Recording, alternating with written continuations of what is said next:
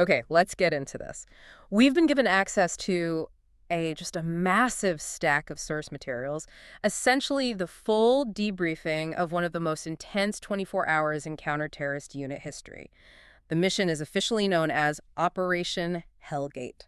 It's a phenomenal case study. Ah. I mean, it really is. A case study in systemic vulnerability. What's fascinating to me right off the bat is just the sheer scale of it, the dizzying complexity. Right. This wasn't a single isolated threat. Right. You have to understand, within one 24-hour cycle, you're looking at a deep-rooted, multi-faction conspiracy. And when you say multi-faction, you mean? I mean, you've got former international arms dealers, street-level criminal organizations, high-level political corruption, and a devastating biological weapon, all coming together. It's a perfect storm. It's a nightmare scenario that could have resulted in millions of deaths. And, I mean, it would have fundamentally devastated the economy and infrastructure of a great nation.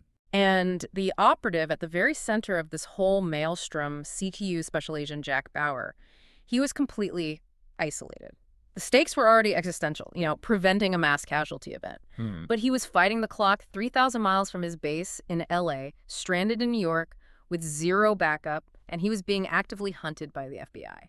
That's the part that's just, it's the perfect storm of intelligence failure and internal corruption. The mole embedded deep within U.S. intelligence didn't just passively, let the plot proceed. No, he was an active participant. An active saboteur. He neutralized the only agent capable of stopping it.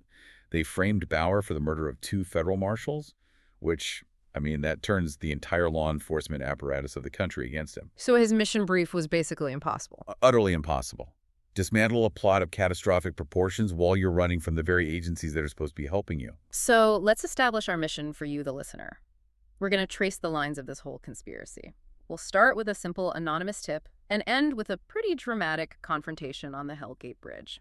And along the way, we'll show precisely how a fragmented, really specialized team at CTU managed to connect dots that the larger, more established agencies were just completely blinded to. Blinded by that internal corruption we mentioned, we're looking for those little nuggets of insight, the surprising technical details, and the profound implications of what happens when a system fails from the inside out. Exactly. Okay, so let's wind the clock back. Act 1. The whole crisis kicks off in Los Angeles. The trigger was a simple anonymous tip received by CTU LA. Right. The tip claims there's an imminent plot to shoot down a cargo plane near LAX. Bauer, who, as we know, trusts his instincts. Right. He immediately understands the gravity of this threat. He orders a full alert, full mobilization. And this is where we see the first major point of friction, that immediate visceral conflict between, field urgency and administrative procedure. Absolutely. Bauer acts on instinct. He trusts the raw data, the high-stakes nature of the threat. But Administrative Director Ryan Chappelle, the sources describe him as sort of the new model of a career bureaucrat. A guy more focused on navigating political waters than actual field security. Precisely. He insisted on following every single step of the book. And his first step was just disastrously slow. Chappelle orders Jamie Farrell, the head programmer, to run the anonymous call through a voice stress analyzer. He needed to verify the caller's veracity.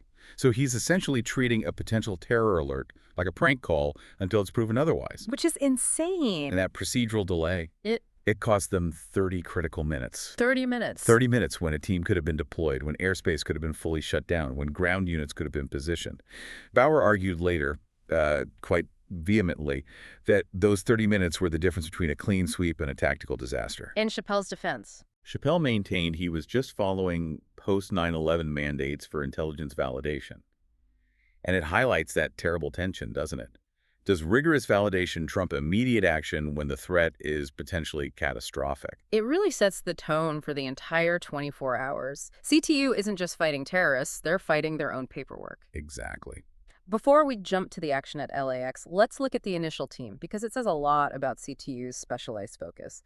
You've got Tony Almeida, an ex-Marine with advanced computer degrees. He's the field tactical lead. Then there's Gina Costigan, the agent who was tragically killed later. She's the sharp end of the operational sword. Jamie Farrell, the head programmer they recruited from Microsoft, she's handling the data extraction. And Milo Pressman, the systems specialist, the unsung hero managing all the digital infrastructure. A multidisciplinary team, ready for both bullets and binary code. Which brings us right to the LAX engagement. The target was National Express Cargo Flight 111 arriving from Austin, Texas. Bauer, Almeida, and the team intercept the suspects near runway 7. And this wasn't some, half-baked threat. The suspects were using a highly sophisticated weapon. A shoulder-mounted surface-to-air missile, a SAM device. And when they were confronted, their reaction was just extreme, suicidally hostile. Yeah, the source material says instead of trying to get away or surrender, they just detonated their vehicle. Massive orange fireball, it says. It instantaneously killed 3 of the occupants. And this signals a level of commitment, of ideological radicalization that's far beyond a typical street gang. And that detonation, tragically, led to the loss of Agent Gina Costigan. She was shot just moments before the vehicle exploded, a brutal opening salvo. It was. But they did manage to capture one individual alive, Dante Apache Arete, the leader of the Columbia Street Posse. And his intelligence profile just immediately complicates the entire narrative, right? Completely. He was known for drug and weapon smuggling, operating across the Mexican border, tied to organized murder in New York. This did not fit the profile of ideological terrorism at all. So the big question is, why is a local gang leader using military-grade SAMs? The answer was literally in the wreckage. Crucially, the team recovered a key asset from the SAM device itself, a memory stick. And this is where CTU's specialized expertise becomes so vital. They don't just hand it off to a general analyst. No, they bring in the Marine Corps Special Weapon Analysis Unit, Yeah. specifically a Captain Jessica Schneider. And she was critical. Absolutely critical. She could immediately identify the highly unusual nature of this component. She determines the technology is a proprietary component of the advanced long-tooth anti-aircraft missile launcher developed by North Korea. Wait, North Korea? North Korea. That single fact that North Korean military technology was in the hands of a Brooklyn street gang, it just blew the roof off the initial investigation. It shifts it instantly from local crime to a massive international conspiracy. So CTU has a massive verified lead. They have a captured terrorist, and they have sophisticated foreign military tech. But, as often happens, a win immediately gets complicated by politics. The politics of interagency rivalry. And that's when FBI Special Agent Frank Hensley enters the picture. And his arrival immediately just injects toxicity into the whole investigation. Totally. He's flying in from the New York office, and the files describe him as having this permanent, cold sneer and dark, close-set eyes. A man whose whole demeanor just suggested suspicion of everyone he met. And he arrives to do what? To seize Arete and all the evidence. He completely overrides Bauer and even Chappelle's protests. So let's analyze his technique here, because the source material suggests he was a master manipulator. He didn't just come in barking orders. No, not at all. He cloaked his aggression in the language of bureaucratic necessity. He used the justification of interagency cooperation while at the same time casting doubt on CTU's competence. He even subtly suggested that maybe Bauer's team, with their, aggressive tactics, were the ones responsible for the car detonation. Exactly. Hensley knew how to play the bureaucratic game. He used the political capital of the FBI and the fact that Chappelle was a politically cautious man to get his way. And Bauer, watching all this, he immediately suspected manipulation, outright lies. But Chappelle, who's more focused on maintaining his standing in the labyrinthine federal system, he yields to the FBI's superior authority. The groundwork for the ultimate betrayal was laid right there. Simply by observing which agent preferred procedure over results. It's the moment the mole solidifies his position. Hensley gets custody of the most critical piece of evidence, Arete, and he has effectively sidelined the one agent who saw right through his performance. And Bauer, frustrated and suspicious, makes that fateful decision to ride along on the FBI jet that's ferrying Hensley and Arete to New York. She was intending to try and interview Arete himself before the FBI locked him away forever. He had no idea he was walking directly into a well-laid trap. And that brings us to Act 2. The moment that jet took off, the crisis went from a localized threat to a massive coordinated attack. The move across the country marked an immediate explosive escalation. The jet, carrying Jack, Hensley, and Arete, is shot down over Queens by a missile. I mean, just think about the audacity of that attack. Shooting down a federal aircraft in U.S. airspace? That's an act of war. It confirms the plot was massive, coordinated, and utterly unconcerned with escalating the conflict. And this is where the character of Agent Hensley just completely shatters. In the wreckage of the jet, before the dust even settles, Hensley tries to kill Jack with his revolver. He doesn't go for the terrorist, Arete. He goes for the rival agent. He had two immediate priorities: eliminating Bauer and securing his own position. And he immediately frames Bauer for the murder of 2 federal marshals, who were conveniently killed in the crash. Right, making Jack an easy scapegoat. He also frames him for assisting Arate's escape.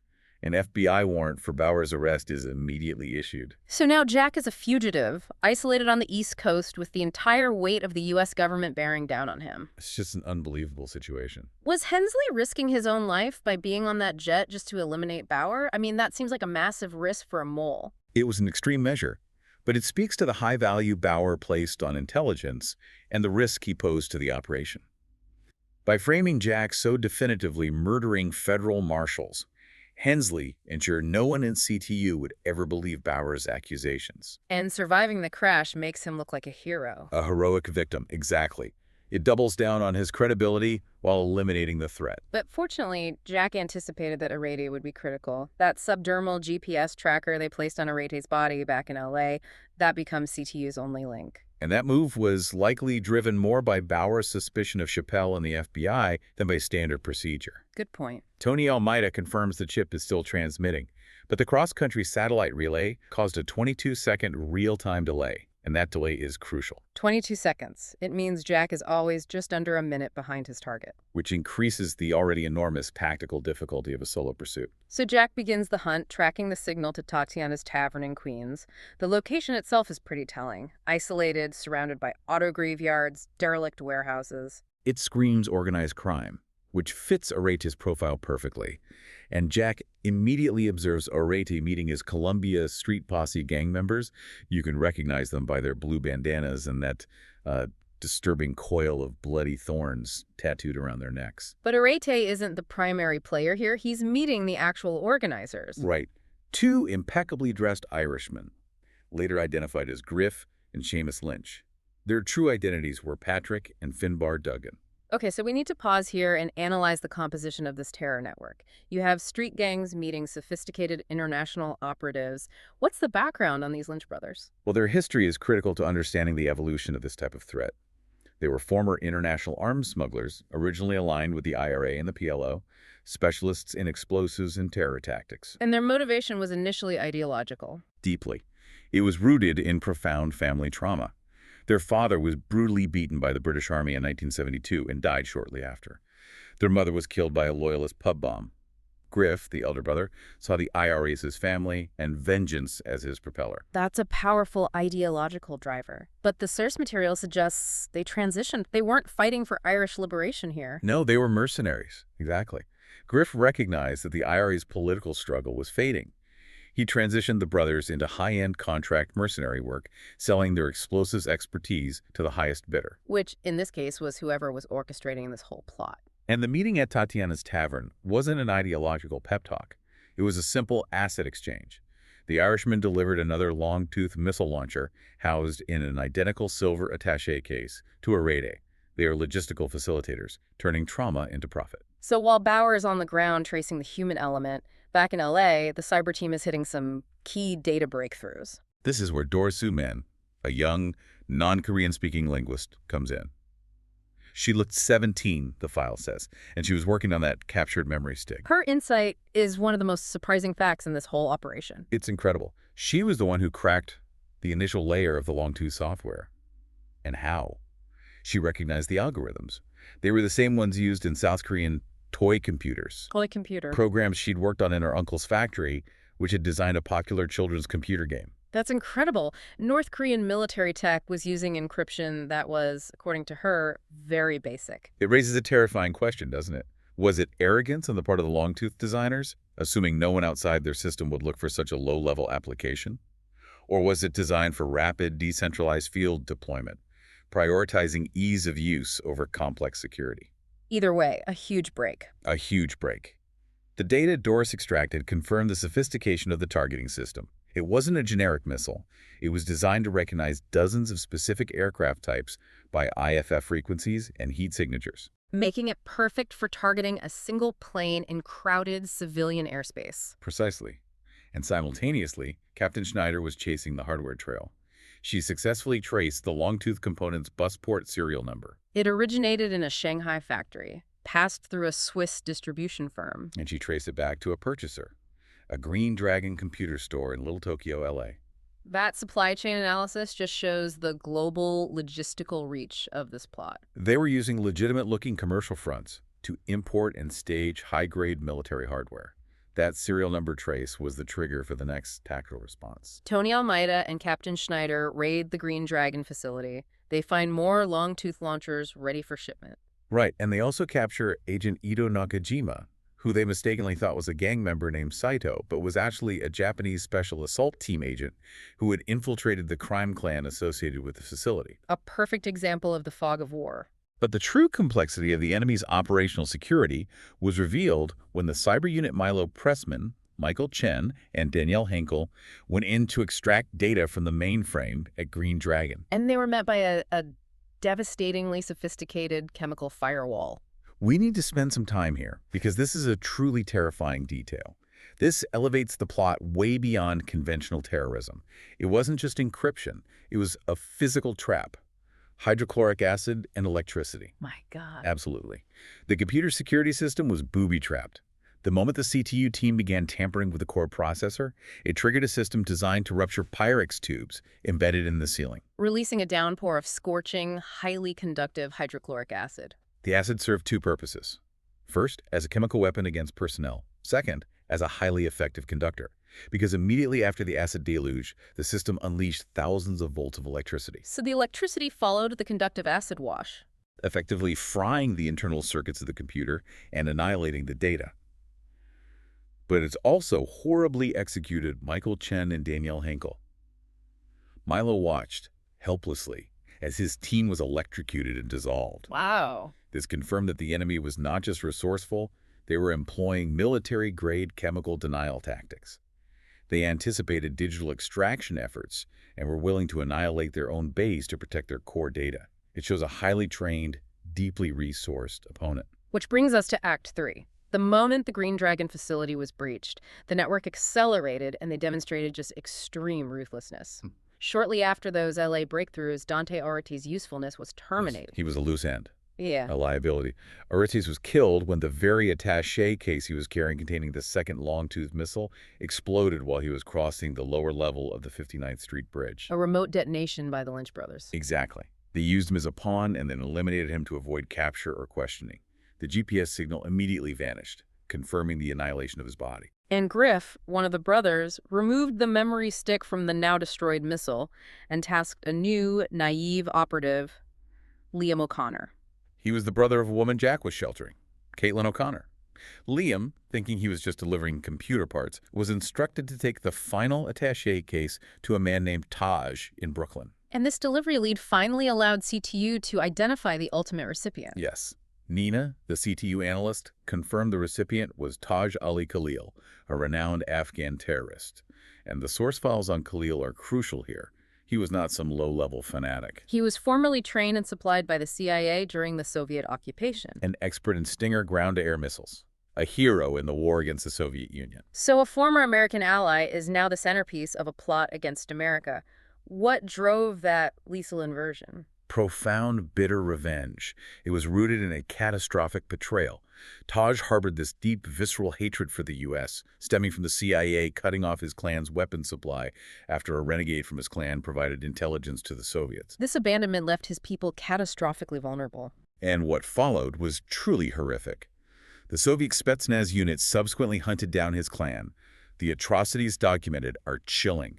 They slaughtered the people, raped the women, poisoned the wells. And the final insult. The final, deeply calculated insult was that they stuffed the mouths of the victims with forbidden pork.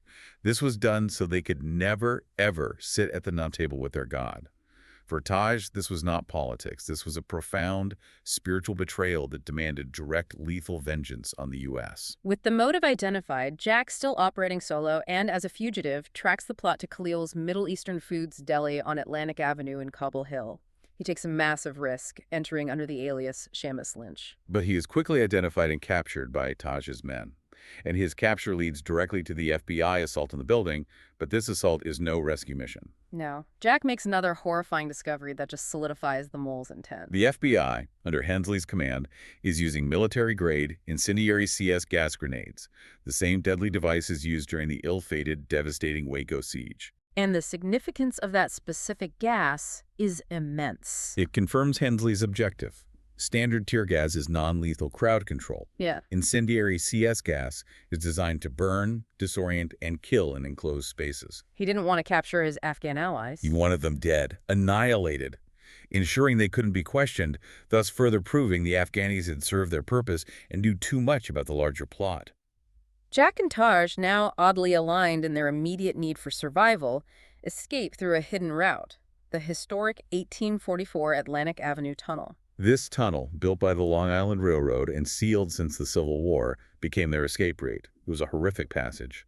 Dark, made of chiseled stone filled with dangers. Extreme structural degradation and a maddened swarm of rats. They were fighting for every foot of passage. This led to a devastating immediate sacrifice. The young Afghani operative, Bauer, detonated a Soviet-made grenade to stop the tide of rodents, buying Taj and Bauer critical time to escape. And meanwhile, back at CTU, the technical analysis was reaching its climax. Doris, the genius linguist, had cracked the secondary layer of encryption on the Longtooth software. This breakthrough was monumental because it finally provided the targeting data. It revealed 6 geographical markers: JFK, LaGuardia, Logan, Reagan National, O'Hare, and LAX, and a specific time code set for 5 p.m. Eastern Daylight Time. So this confirms the plot was not local. It was a coordinated attack designed to paralyze major air travel across the entire country. But the truly devastating connection was made almost simultaneously.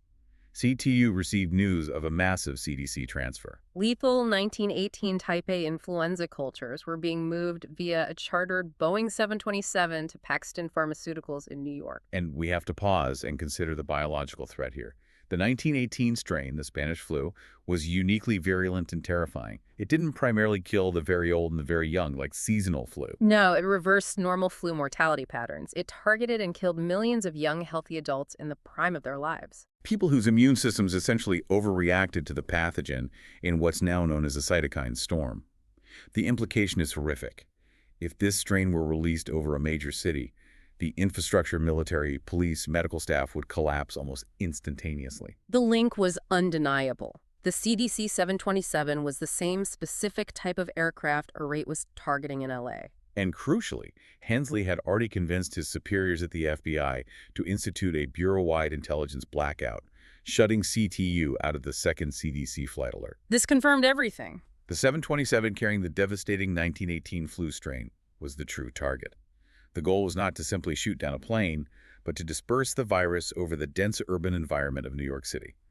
The missile threat was merely a delivery system for a mass biological weapon. And that takes us to Act 4, the final countdown. With the true catastrophic nature of the threat revealed, Jack's immediate focus shifted. He had to neutralize the remaining New York SAM capability before that 8:45 p.m. landing time. He had to think ahead of the mole strategy. And based on Jamie Farrell's superb data cross-referencing connecting Dante Arite's SUV registration, the Green Dragon facility, and shipping manifests, Jack correctly identified Wexler Business Storage in Manhattan as the missile storage hub for the New York cell. This shows the value of that specialized data analysis over brute force investigation. Exactly.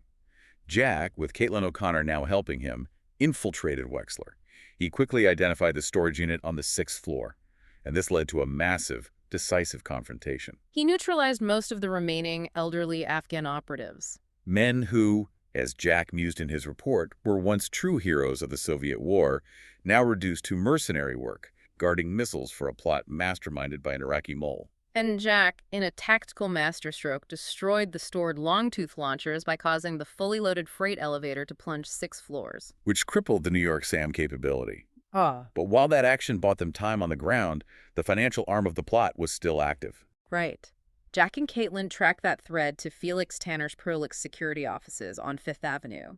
And there, they interrupted a critical video conference. They found a masked man, later identified as Dennis Spain, Senator Cheever's powerful chief of staff and Hensley's political ally, demanding a $3 billion ransom from airline CEOs. This is where the conspiracy reveals its dual purpose.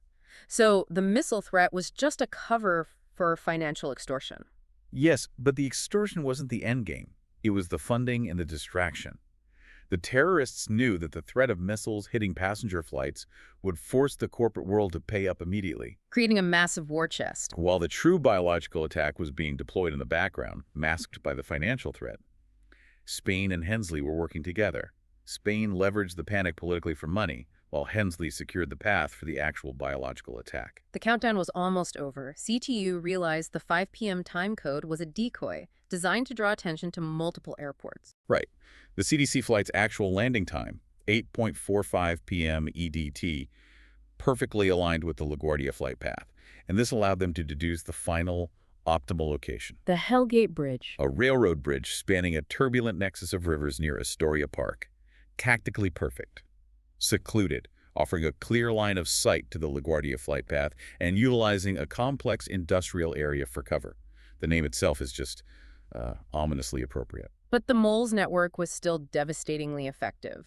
Omar Bayat, Taj Ali Khalil's associate, used a stolen identity to pose as a CTU agent and successfully grabbed Caitlin in Grand Central Station. He took her to the Hellgate Bridge, where Griff, Taj, and Hensley were waiting with the very last long-tooth launcher. So the entire hierarchy of the plot was assembled right there. The ideological terrorist, Taj, the mercenary facilitator, Griff, and the intelligence mole, Hensley. And Jack was only able to pinpoint their location thanks to that piece of operational foresight, the GPS beacon in the watch he'd given Caitlin. He arrives on a motorcycle just as the CDC 727 is approaching. Minutes from the optimal launch window. The confrontation on the bridge span was the absolute climax. Jack was pinned down by automatic weapon fire. Tosh was seconds away from pulling the trigger on the long tooth. So how did he neutralize them? It says he didn't just rely on firepower, he used the environment. Exactly. Seeing Taj aiming the launcher, Jack used the electrical wires strung along the tracks wires, still hot from a passing train, to gain a crucial final tactical advantage. He discharged his weapon and severed the wires, causing a massive short. This surge disrupted the terrorists' aiming process, shorting out the Longtooth's advanced targeting system. This tiny, improvised act thwarted Taj's attempt to fire the missile, effectively neutralizing the entire Hellgate cell. and saving millions of lives in that split second. In that one moment. It was a massive victory, a biological catastrophe averted, but the implications of the mission were far from over. During the debriefing back in LA, Jack revealed the full, complex truth of the corruption. And he officially named the mission Operation Hellgate, symbolizing that coming together of deadly factions under the bridge's turbulent influence. The depth of the corruption was just staggering. Hensley was not merely a corrupt agent. He was an operative planted by 999, Iraq's secret special operations service. A long-term, deep-cover intelligence operation. Jack's team traced Hensley's military records, finding evidence of tampered pre-Iraqi records and ultimately comparing old teenage fingerprints to the FBI's personnel files. The man who returned from Desert Storm was not the same man who went to war. The chilling reality was that the real Frank Hensley, a true American war hero, was captured, tortured, and murdered in Baghdad by 999. They replaced him with an operative who used existing familial alliances. Hensley married a woman whose father was a federal judge to infiltrate the FBI at the highest levels. So the entire missile plot, the financial extortion, the manipulation of the Afghan cells, all of it. All of it was merely a complex mask for Hensley's real, simple, devastating mission: to down the CDC airplane and unleash a pandemic on New York City. A calculated mass casualty attack orchestrated by an adversarial state intelligence service operating under the guise of an FBI agent. But even with this undeniable proof, the conclusion's fallout was political. Jack noted that the full truth about the Iraqi mole would likely be suppressed by Washington. And that suppression was confirmed by Walsh, the CTU administrative director. He told Jack, "Nobody in Washington's going to buy the connection to 999, most likely reason. It'll make them look bad." Wow. And that's the final painful insight of Operation Hellgate, the prioritization of bureaucratic appearances and political self-interest over painful, catastrophic facts. The system would rather sweep the truth under the rug than expose the depth of its own penetration. So Operation Hellgate was a complete dismantling of a global biological attack, but it came at a high cost, both in the lives of agents like Costigan, Chen, and Henkel. And in the profound loss of trust in federal institutions, absolutely. When we review the layers, the complexity is truly mind-boggling. A plot that starts with a simple tip reveals a multinational terrorist sell IRA veterans, Latino-Asian gangs, Afghan extremists funded via political corruption, and masterminded by a deep-cover Iraqi intelligence mole. And CTU, often working against its own sister agencies, and the clock was the only unit capable of connecting these disparate, complex elements that the established agencies missed. The specialized nature of the CTU team, Doris's technical genius, Captain Schneider's ability to trace that hardware, Tony's management of field intelligence, that was the operational linchpin that saved millions of lives. It wasn't the size of the agency, but the specificity of the expertise that won the day. So what does this all mean for you, the listener? We've seen that the plot to unleash a pandemic was only possible because a corrupted system, specifically Hensley within the FBI, actively suppressed intelligence from those trying to stop it. Compounded by Chappelle's initial bureaucratic delay and Walsh's final political suppression. Operation Hellgate raises a really profound question, I think. Which is? When bureaucracy and political self-interest are allowed to override critical thinking and clear communication, does that corruption create a systemic vulnerability that is greater than any terror threat itself? That is the dangerous thought that lingers long after the danger has been neutralized.